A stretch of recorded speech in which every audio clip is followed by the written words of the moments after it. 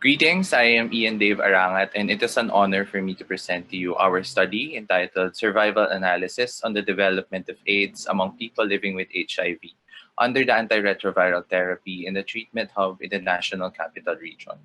So, let us begin on what is AIDS and HIV.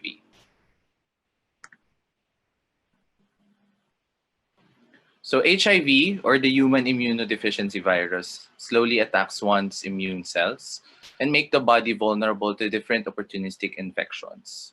While AIDS, or the acquired immune deficiency syndrome, is the late stage of HIV infection. The virus is known to be transmissible via bodily fluids. There are different modes of transmission, and here are the following. So, it is mother to child, needle sharing. So, when we share infected needles, and infected blood products, and sexual contact. But most common modes of transmission is the sexual contact. Based on statistics, 95.92% of cases here in the Philippines were transmitted through sexual contact. Today, the virus has still no known cure, but there is the antiretrovirals or the antiretroviral therapy that aims to suppress the progression of the virus in the body. And continuous intake of the antiretrovirals in this kind of therapy concludes the attainment of normal life expectancy. And as of September 2020, only 45,981 or 57.17% of the total population of the PLHIV community are enrolled in this therapy. So we'll proceed in the Philippines. The Philippines is the fastest growing epidemic of HIV in the whole Asia and Pacific. According to the HIV/AIDS Registry and Art Registry of the Philippines of the Department of Health Epidemiology Bureau, as of October 2018, there are 60,209 cases of HIV positive since 1984. As you can see in the screen, it's still 53,683 because this presentation was way back in 2018. And today, there are 80,434 cases, in which 96.31% were just reported in years 2012 to 2020. And we must also consider the effect of this COVID-19 pandemic and this type of shift in the trend. And since the start of the year, there are only 5,627 cases reported. So the objective of the study are the following.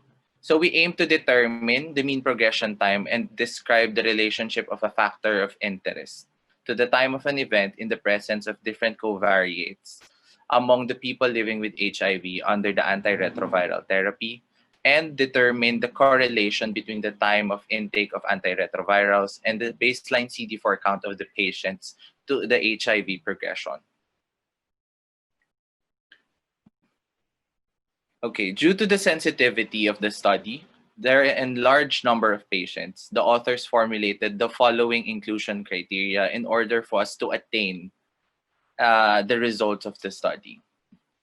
It should be noted that no pertinent information regarding the patient that might risk their identification were gathered by the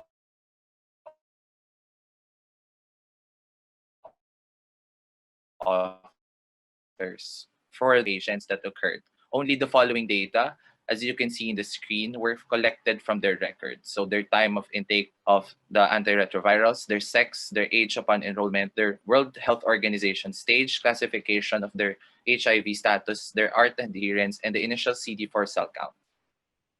For the data analysis, there were 456 random patient records collected and were sorted using the inclusion criteria I presented. Only 238 patients met the criteria and 90 records were excluded due to censorship due to the occurrence of the event prior to the study period. Thus, only 148 patients were used in the study and 37 of which progressed to AIDS. This slide shows you that there were only 7 females and 141 males. Thus, the authors considered the sex to be removed as a covariate due to the small number of female patients. Here, as you can see, there's another data analysis, data that we collected for the study. Now, this slide shows the Kaplan-Meier estimator. And using the Kaplan-Meier estimator, we will answer the first um, objective of the study, which is to determine the estimated progression time. So it is estimated that the progression time of HIV to AIDS, it is approximately 80 months. Now we will proceed to the next calculation of our study. In this slide, using the Cox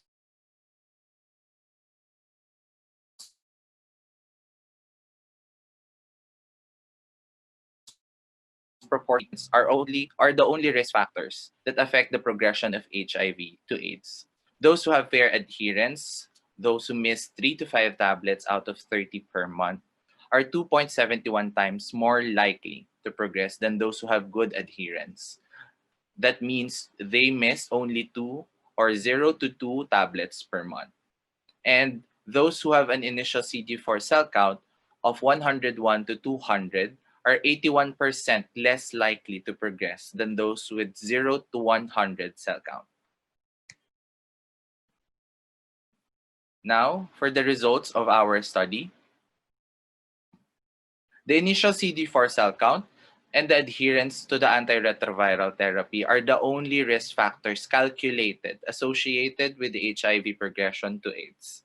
But the survival probability of each group in each covariates remains the same and no significant differences. Also, the mean progression time calculated from the time of HIV to develop to AIDS is 80 months. Now, with our recommendations, with the results of this study, the authors recommends the greater sample size, especially for female patients, and to explore more covariates to calculate during data analysis. Also, inclusion of data from other treatment hubs that may cater to greater number of PLHIV community under the antiretroviral therapy, and the use of different method or test statistics is also highly recommended. Now, that ends the presentation, and I hope you learned new valuable knowledge, and thank you.